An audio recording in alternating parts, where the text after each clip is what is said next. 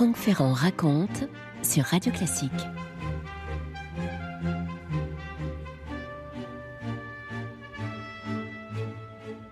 28 juin 1792, nous sommes à une dizaine de lieues à l'est de Paris, 40 km si vous préférez.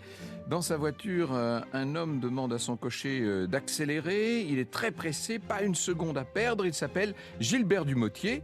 Bon, si je vous dis ça, vous avez compris que nous allons parler du marquis de Lafayette. Et en ce 28 juin 92, s'il est pressé, Lafayette, c'est parce qu'il souhaite se faire entendre au sein de l'Assemblée législative. Voilà 8 mois qu'il avait quitté la capitale pour assurer son grade de lieutenant-général de l'armée du Centre. Il était donc à la tête d'une des armées voisines de l'armée du Nord et de l'armée du Rhin.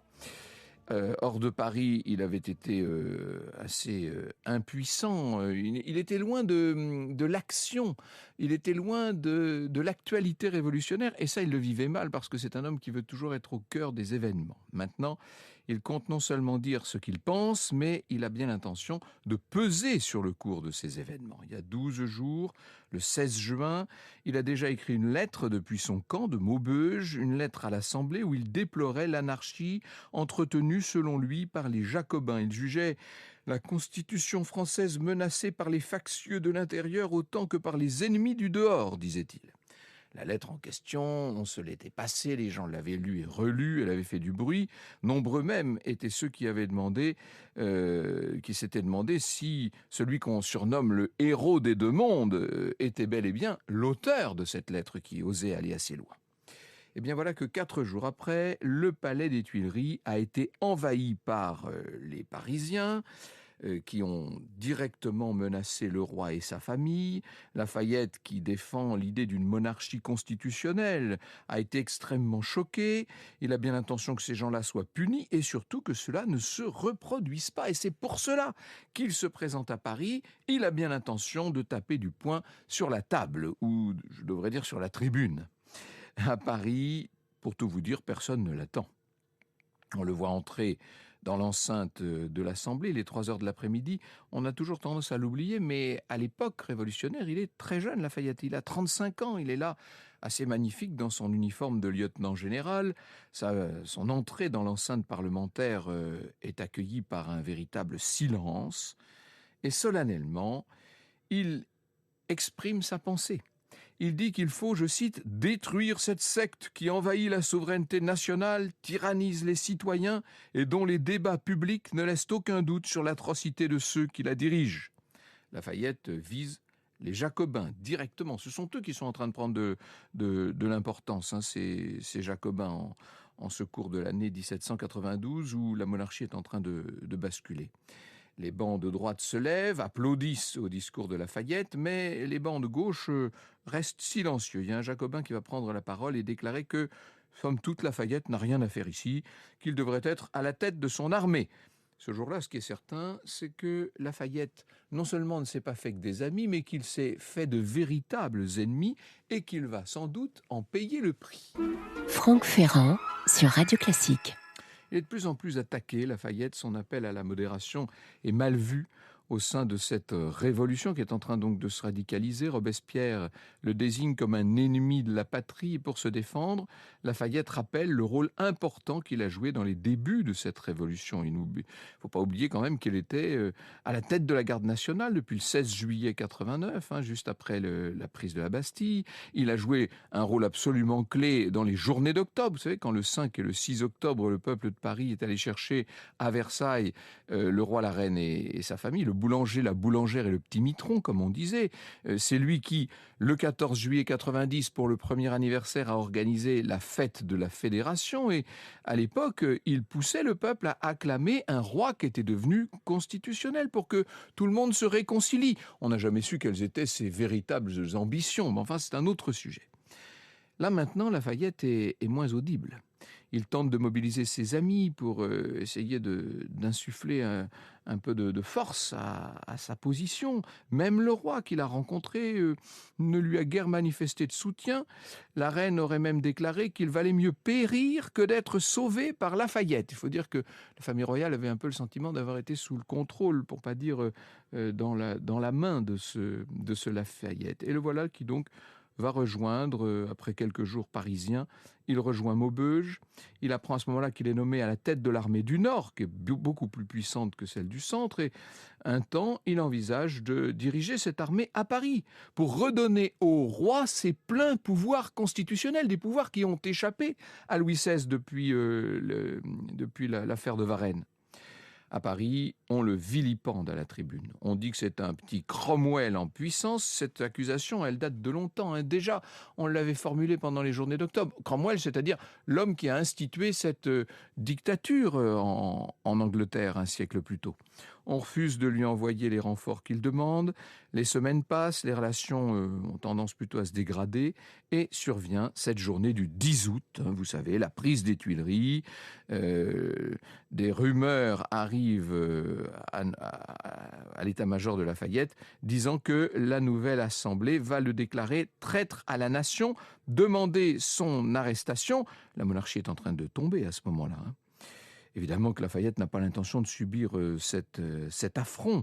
Il fait le choix de s'enfuir. Seulement où?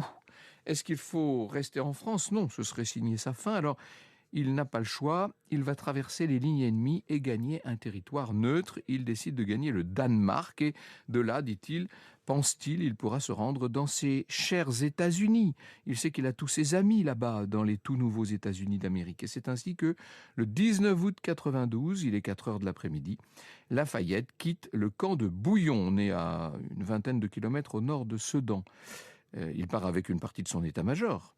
Les voilà tous qui remontent vers la ville de Liège avec l'intention d'aller jusqu'au Danemark. On est en plein territoire ennemi à ce moment-là. Et vers 10 heures du soir, la petite troupe qui circule directement à cheval, bien sûr, hein, la petite troupe arrive à Rochefort.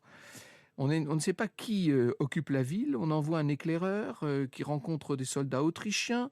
Il s'entretient avec l'officier qui lui dit que des émigrés français en fuite souhaitent traverser la ville pour se rendre en Hollande. Il ne dit pas bien sûr qu'il y a Lafayette parmi ces gens-là. Et l'officier autrichien accepte. L'éclaireur retourne donc auprès de ses compagnons et leur dit que la voie est libre.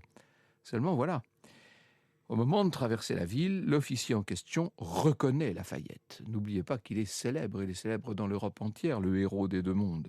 L'auberge dans laquelle les fuyards se sont installés est placée sous bonne garde, et dans ses mémoires, Lafayette racontera qu'il entend de l'intérieur de l'auberge l'officier autrichien qui crie « Lafayette, Lafayette, courez sur le champ d'informer monseigneur le duc de Bourbon !»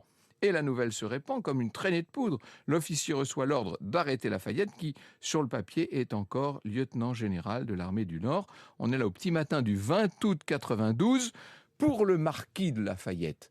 C'est le début de ce qui pourrait commencer à s'apparenter à un calvaire. Alors à Paris, évidemment, là maintenant les critiques contre Lafayette sont devenues terribles.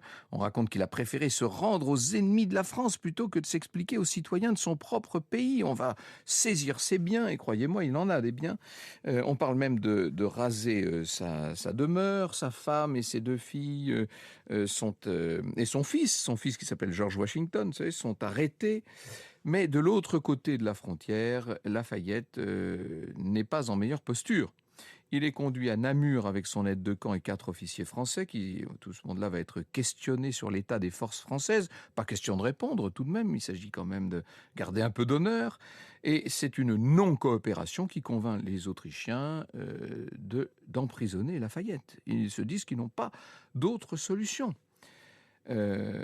Et de son côté, Lafayette en est certain, ce sont ses précieux contacts outre-Atlantique qui vont le sauver. Il est convaincu qu'il va arriver à gagner le sol américain. Il faut attendre simplement 1 semaine, et puis 2 semaines, et puis 3, et il n'y a pas de soutien. Rien n'arrive d'Amérique. À Paris, la révolution s'accélère. Vous savez que le 21 septembre 92, ça y est, cette fois, la monarchie est abolie. C'est la première république qui s'installe en France avec les arrestations. Il y a eu beaucoup de massacres dans les prisons, ce qu'on appelle les massacres de septembre. Et Lafayette, finalement, peut se dire qu'il est quand même plus en sécurité dans sa prison autrichienne que s'il avait été à Paris. Alors là, il est certain qu'on l'aurait massacré. Mais il lui faut se défendre. Il avait demandé au duc de Saxe sa libération, et voilà la réponse.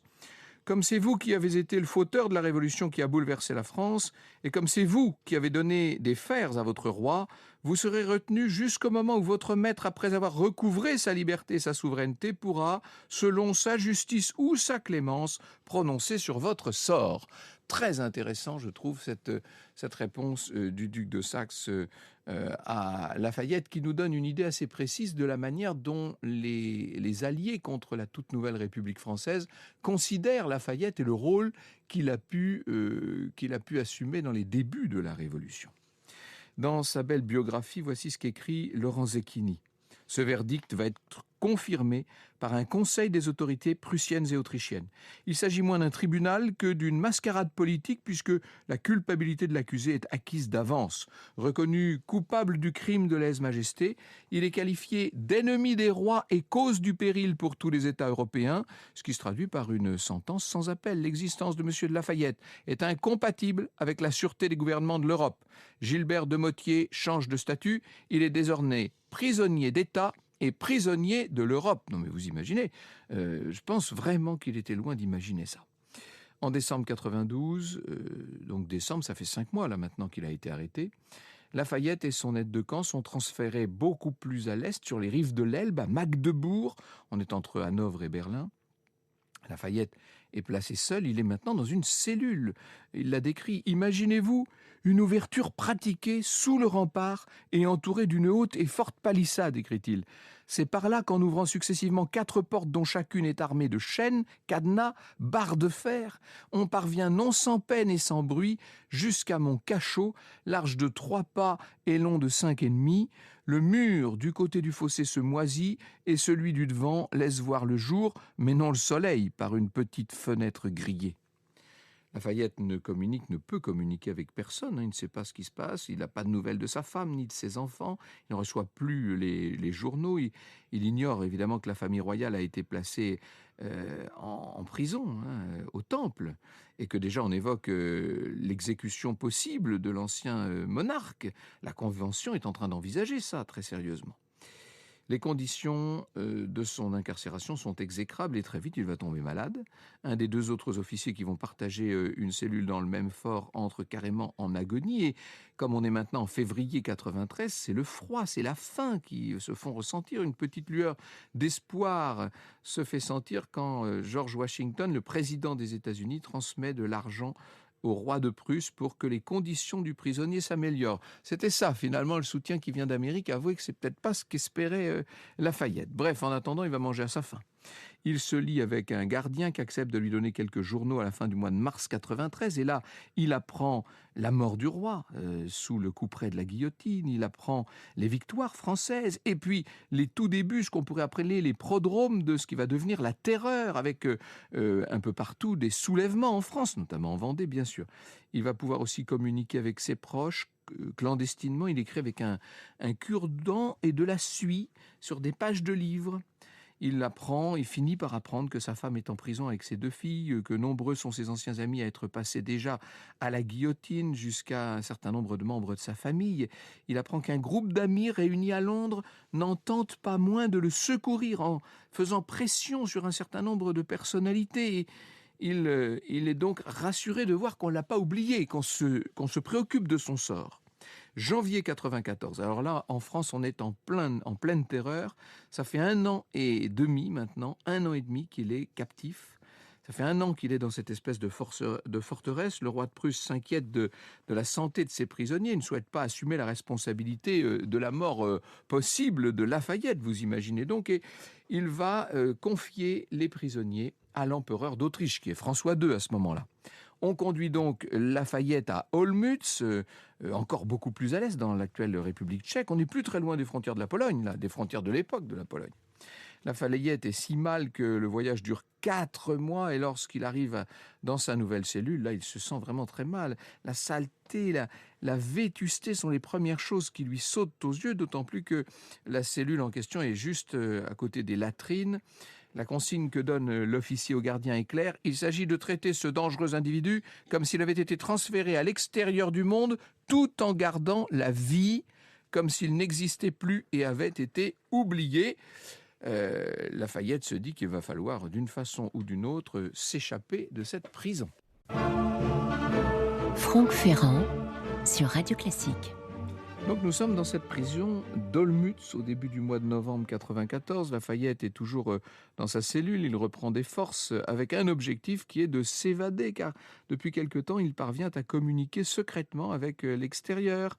Il y a des gens à Londres qui ont envoyé 2 hommes pour le faire échapper. Le 8 novembre, comme tous les jours pairs, Lafayette a une autorisation de sortie. Oh, ça dure 1 heure. Il est sur une calèche surveillé par 2 gardes qui sont là juste derrière lui et ce jour-là, le prisonnier demande à marcher quelques minutes pour se dégourdir un peu les jambes. Alors, les gardes ne sont pas inhumains, ils acceptent. Et au moment où Gilbert, si vous me passez cette familiarité, descend de sa calèche, 2 cavaliers vont surgir et essayer de se saisir de lui. Lafayette, il y a un des gardes qui court vers lui, on tente de le maintenir au sol, on l'étrangle littéralement pour l'immobiliser, mais un des cavaliers surgit, assomme le garde, il donne son cheval à Lafayette qui est encore groggy et qui prend la mauvaise direction et après quelques heures de liberté à galoper dans un sens qu'il ignore. Il s'arrête, il demande son chemin à des passants qui sont surpris de voir cet homme à la mine déconfite et aux vêtements qui sont maintenant couverts de sang. On prévient la police, Lafayette est arrêté dans l'heure suivante et il va retourner le soir même dans sa cellule. Sauf que là, maintenant, il n'y aura plus de promenade de santé, etc. C'est un échec complet, cette évasion ratée. Les semaines et les mois vont maintenant se succéder. En août 95, voilà 3 ans qu'il a perdu la liberté, qu'il se désespère. On s'étonne même qu'il ait gardé à un minimum de santé. L'empereur d'Autriche autorise sa femme et ses 2 filles à venir partager sa captivité, ce qu'elle demandait depuis des années. C'est le matin du 15 octobre 95, écrit Laurent Zecchini, sans avertissement que les verrous de sa cellule grincent. La porte s'ouvre et 3 silhouettes se faufilent à l'intérieur. On imagine sans peine la stupéfaction, la sidération de Lafayette, Adrienne, suivie de ses filles Anastasie et Virginie. De part et d'autre, dans les pleurs et les embrassades, le choc est intense. Adrienne est effarée à la fois par la maigreur de son mari, sa faiblesse, le dénuement de son état et l'insalubrité de sa cellule. Et le calvaire n'est pas pour autant terminé. Franck Ferrand sur Radio Classique. Parce que les mois vont passer, qu'est-ce que je dis, les années. Lafayette est avec sa famille dans la cellule devenue complètement insalubre. Madame de Lafayette va d'ailleurs frôler la mort. Elle va devoir quitter son mari de nouveau pour aller se faire soigner. En 1797, ça fait 5 ans que le héros des 2 mondes, vous imaginez bien que le terme est devenu un peu ironique là maintenant, ça fait 5 ans qu'il est emprisonné, il a 40 ans, il en paraît 20 plus. À Londres, il y a toujours ces soutiens là qui s'activent et d'autant plus que l'Autriche connaît de nombreuses défaites militaires contre la France. Le directoire se penche sur le cas de Lafayette et il trouve justement qu'un général prometteur, là il s'appelle Bonaparte, qui vient de remporter de belles victoires en Italie contre les armées de l'empereur, pourrait peut-être aider, en tout cas les victoires vont aider, les négociations s'ouvrent. L'article 21 du traité de Campo Formio, qui est, vous savez, entièrement négocié par Bonaparte, qui sera signé par Bonaparte d'ailleurs, parce qu'il ne manque pas de sel. L'article 21 exige la libération des prisonniers, dont le marquis de Lafayette. Et le 19 septembre 1997, à 6 heures du matin, la porte du cachot s'ouvre. Cette fois, ça y est, on est donc en septembre 1997 et Lafayette est libre. Il entre dans une des voitures qu'on a attelées devant la prison. Quelle n'est pas sa surprise quand on l'informe que la France ne l'autorise pas à rentrer. Oui, Lafayette est libre, il peut aller où il veut, mais dans un pays neutre, c'est-à-dire qu'il va rester en exil. La France du Directoire ne lui a pas pardonné les discours qu'il avait tenus en 1792. Il ne pourra rentrer en France qu'en 1999. Après le coup d'État du 18 et 19 Brumaire, bien sûr, il a demandé l'autorisation au nouveau consul Bonaparte, dont vous aurez compris qu'il était tout à fait bienveillant à son égard. Comme si tout ça n'avait pas suffi, eh bien, il va falloir que Lafayette se fasse encore oublier. Ce sera pour mieux revenir, ce sera pour assumer à plusieurs reprises encore des rôles dans l'histoire de France, mais enfin ça, ce sont d'autres chapitres.